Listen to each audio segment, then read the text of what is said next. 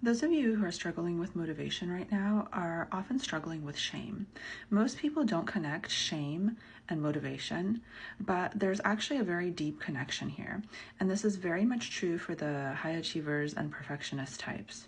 So, what we do with motivation is that we set a high standard for ourselves, and we learn that when we don't meet that high standard, or when we try and we fail, we experience shame.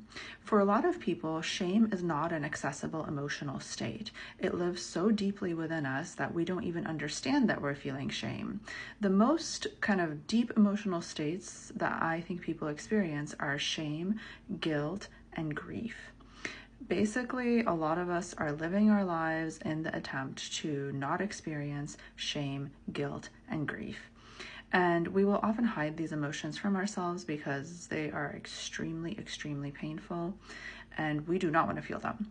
So a lot of people are trying to solve motivation problems through like little motivation hacks and all of this stuff, and that doesn't solve their motivation problem because what they're trying to solve for is unknown to them.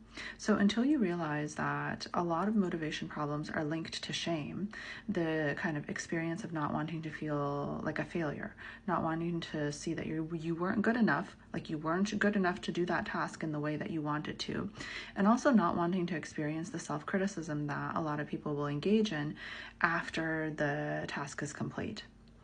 And so a lot of us are just protecting ourselves from shame when we're procrastinating and staying away, we're avoiding, we're staying unmotivated.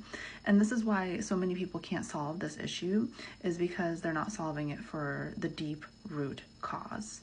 If this is something that's really resonating to you, I encourage you to book a clarity call so you can discuss it further, because once you solve it at the root cause, then you can actually get motivated and do the things that you really want to do.